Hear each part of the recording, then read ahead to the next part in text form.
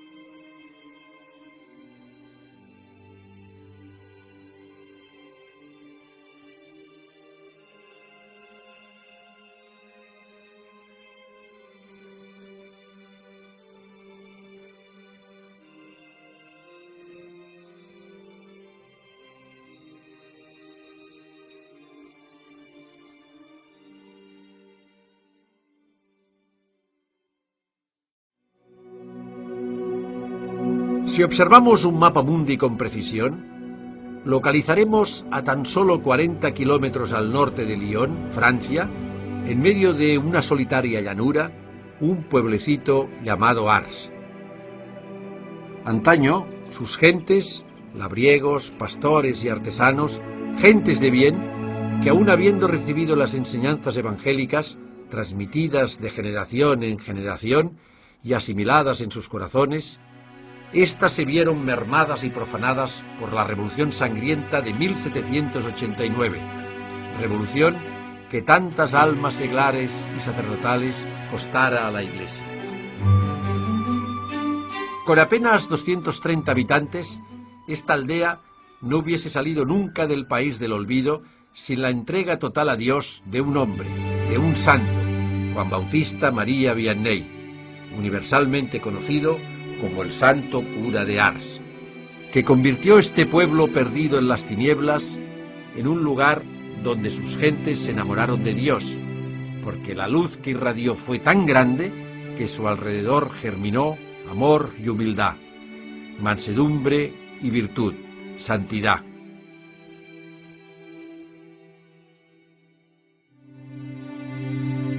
Juan María viene al mundo un 8 de mayo de 1786, en Dardilly, un pequeño rincón de la campiña francesa. Su feliz infancia, como de cristal transparente, y su juventud santa se desarrolló en el seno de una familia católica, campesina acomodada, muy piadosa. Tanto es así que se acostumbraba aquí a acoger a cuantos pobres llamaban a su puerta.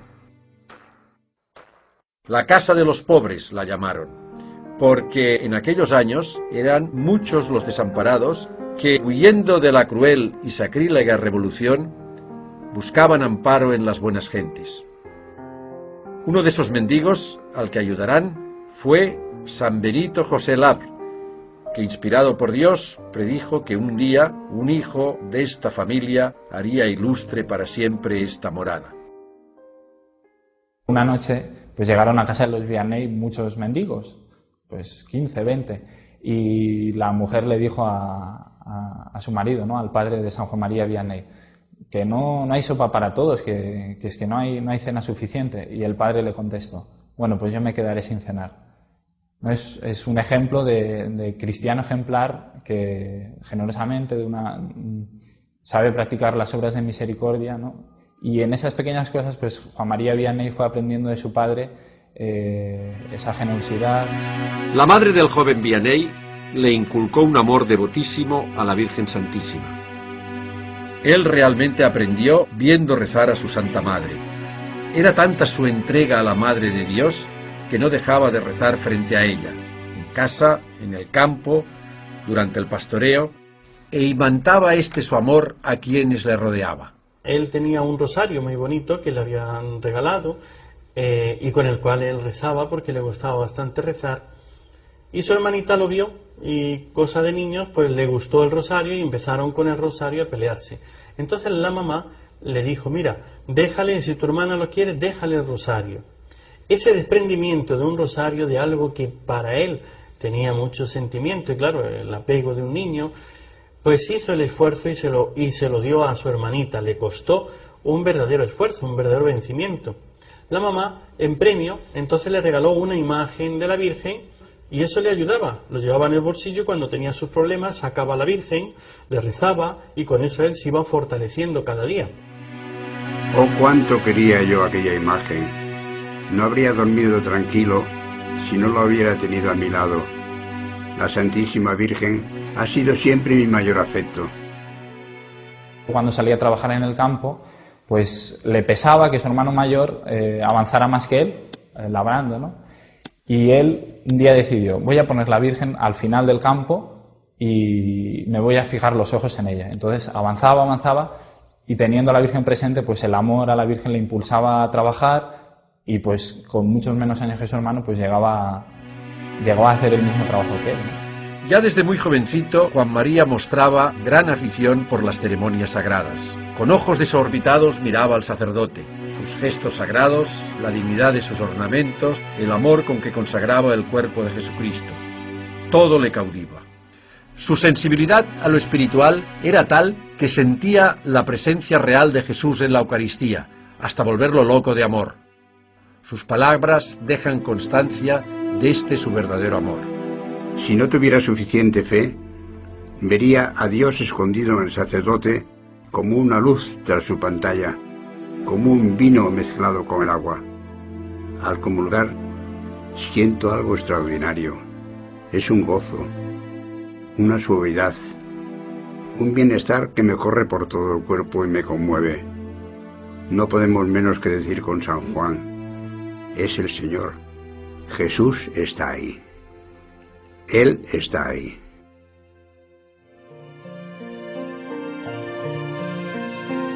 Su cuerpo crecía, se robustecía, su inteligencia se desarrollaba y en su alma anidaba un deseo cada vez más gigante, salvar almas y para ello ser sacerdote.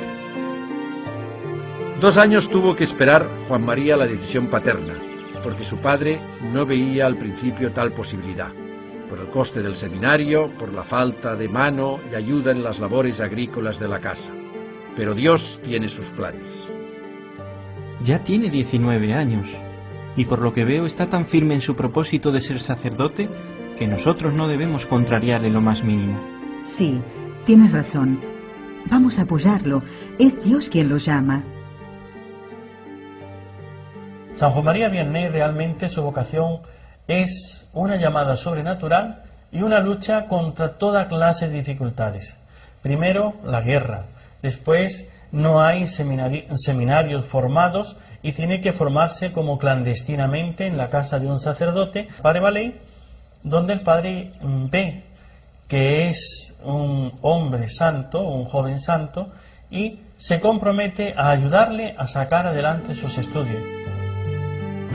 Tengamos en cuenta que él viene a nacer en una época marcada por la Revolución Francesa. Esto significa una persecución a la Iglesia absoluta. Esa persecución religiosa trajo como una sequedad en la vida espiritual. Se perseguían los verdaderos sacerdotes, los que no juramentaban, es decir, los que no apostataban de la fe, de la unión con el Papa, tenían que esconderse. Su familia incluso iban a escondidas, largos viajes para poder llegar a un lugar donde hubiese un sacerdote que celebrase la misa y que no fuese un sacerdote juramentado. Fueron estos justamente, la clandestinidad de estos, la heroica y martirial clandestinidad de estos, la que también fue marcando la infancia del santo cura de Ars y lo fue poco a poco orientando hacia el Señor. En el seminario pronto le salen al encuentro las primeras dificultades. La gramática latina le resulta muy áspera. La mayoría de sus compañeros son más jóvenes que él y tienen más facilidad. Él nota su memoria pesada, no retiene las lecciones en latín. Pidió ser admitido en el seminario. Los superiores veían que era inútil para los estudios. no le quedaban las frases en latín en la mente. Incluso el francés tampoco lo dominaba mucho y cometía faltas de ortografía.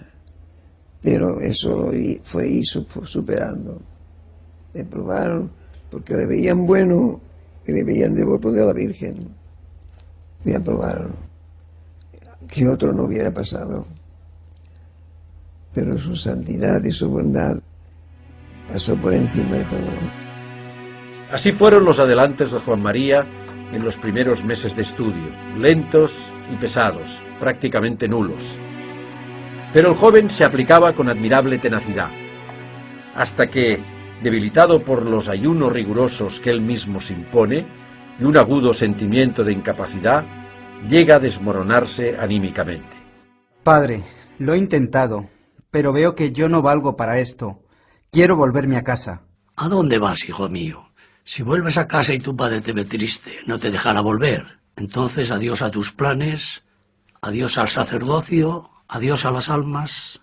Los superiores no sabían si le ordenarían o no, pero a base de esfuerzos y de la devoción que sentía la Virgen, le animó a ir perseverando. No hay que negar de manera ninguna que no estaba muy dotado para los estudios. Esto parece que es evidente. Pero como seminarista era enormemente cumplidor de su deber, era un hombre enormemente disciplinado y era, como naturalmente él lo fue siempre en su vida, era profundamente piadoso. Era un hombre profundamente piadoso. Es decir, los santos no se improvisan. El santo cura de Ars no fue santo solo por el ministerio en Ars, sino fue santo porque el Señor lo fue acompañando con su gracia y él fue un instrumento dócil a la gracia de Dios. A la edad de 29 años, después de tantas incertidumbres, fracasos y lágrimas, Juan María Vianney ve abrirse para él las puertas del sacerdocio. Sacerdo sin eterno. El día de su ordenación, el 13 de agosto de 1815, se graba en su alma como algo muy especial para él. Oh, gracias Jesús, gracias María. Ser sacerdote es algo muy grande. No se sabrá lo que es sino en el cielo. Si lo entendiéramos en la tierra, moriría uno no de espanto, sino de amor. El sacramento del orden eleva al hombre casi hasta Dios. Sin el sacerdote, la muerte y la pasión de nuestro Señor no servirían de nada. ¿De qué nos serviría una casa llena de oro si no hubiera nadie que nos abriera la puerta? El sacerdote tiene la llave de los tesoros del cielo. Él continúa la obra de la redención sobre la tierra. Es un hombre revestido de los poderes del mismo Dios, que ocupa el lugar del mismo Dios.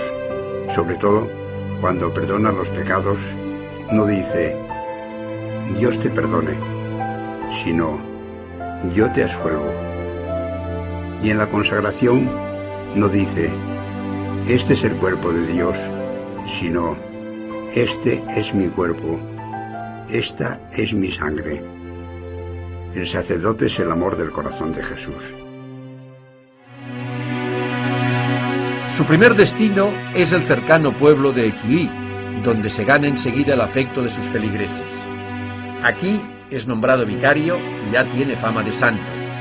E incluso se dice que compite en santidad con el padre Balí, con el que entabla una entrañable amistad. De alguna manera fue su maestro espiritual, su maestro, el maestro de su vida interior, pero también fue su gran valedor para que el santo cura de Ars, como todos sabemos, pues pudiera llegar a ser sacerdote, junto con el vicario general, que era amigo justamente de este gran sacerdote que le acompañó. De todos es conocido los ayunos que hace, las penitencias que emplea y las largas colas de penitentes que se aproximan a su confesionario. Siempre estaba la presencia de Dios. No se daba importancia y sabía que todo era el don de Dios. Dicen que es santo. Es increíble este nuevo cura, yo no lo puedo creer. Me tiene realmente cautivada con su piedad. Oye, pero ¿has visto tú la expresión de amor que tiene en su cara, su ternura? Y esa expresión de amor cuando contempla el Santísimo Sacramento. Su manera de dirigirse a nosotros. Pues sí, tienes razón. A mí realmente me sorprendió porque me ha mandado a rezar el rosario, que yo antes ni lo hacía. Pero lo hace con tanto amor, que uno le obedece. Después de la muerte del padre Valley, será cuando el vicario general de la diócesis le envía a una aldea de unas 230 almas de nombre casi desconocido, Ars. ¿Cómo fue aquella entrañable llegada de nuestro santo a su nueva parroquia? Era tan espesa la niebla que el novel sacerdote se extravía, pero providencialmente se encuentra con un jovencito, un pastor de ovejas. Ambos tienen algo en común. Chico, escucha. Me he perdido con esta niebla. ¿Tienes la caridad de indicarme por dónde se va a Ars? ¿Sabes, pequeño amigo? Tú me has mostrado el camino de Ars, pero yo te mostraré el camino del cielo. Aquí en Ars le preocupa la triste situación espiritual en la que se encuentran sus nuevos feligreses. Este pueblo no está precisamente entre los más piadosos, más bien todo lo contrario. Reinan los principios de la Revolución Francesa. La fe está casi extinguida. Hay gran indolencia en la gente y mucha ignorancia religiosa. Muchos dejan de asistir a la Santa Misa los días de precepto. Trabajan sin necesidad los domingos y no abandonan el execrable vicio de blasfemar. Los padres dilapidan su dinero en las tabernas. Los jóvenes, con su alocada afición al baile, cometen graves desórdenes y pecados. Escuchad todos. La taberna es la tienda del demonio, la escuela donde el infierno predica y enseña su doctrina, el lugar donde la fortuna se arruina, la salud se pierde y donde se cometen los asesinatos. ¿Sabéis lo que hacen los taberneros? Roban el pan de las pobres mujeres y de sus hijos, dando el vino a sus maridos que gastan allí el domingo el jornal de la semana. Por una blasfemia, por un mal pensamiento, por una botella de vino, por 2 minutos de placer, perder a Dios, tu alma, el cielo, para siempre. Estos sermones impactantes, extremadamente duros, llegaban rápido a su lugar de destino, al corazón de los feligreses. Hablaba mucho a los padres respecto de sus hijos, la obligación tan grave que tenían de educar y de ayudar a esos hijos a que se salven. Decían, en el cielo lo veréis, que algunos se condenarán por no haber hecho lo suficiente por sus hijos. Yo le digo que cuando yo era joven y tenía modelos sacerdotales, estaba en el seminario, y los modelos sacerdotales eran sacerdotes de mi tierra, de mi diócesis, de Mérida, Badajoz, pues estos sacerdotes hacían lo mismo que el cura de Ars. El cura de mi pueblo hacía lo mismo que el santo cura de Ars. Combatía el baile, porque veía, es decir, no el baile, sino todo aquello, es decir, ellos no tenían nada contra la fiesta, ni contra la alegría del pueblo cristiano, sino todo aquello que era ocasión y motivo de ofensa a Dios. Si uno quiere dominar las pasiones, ha de ser así, hay que mortificarse, en la vista, en el oído, en todo, y en las amistades. Dejad una parroquia 20 años sin sacerdote y adorarán a las bestias. El nuevo párroco de Ars se enfrenta con todas aquellas circunstancias que a un sacerdote le pueden desmoralizar. Pero cuenta con la presencia de Dios en su alma. Trabaja día a día, gota a gota. Se desvive por las almas que tiene que salvar. Ruega a Dios, pide a Dios. Aflige su cuerpo con penitencias y pasa largas horas de la noche en oración. Dios mío, concededme la conversión de mi parroquia.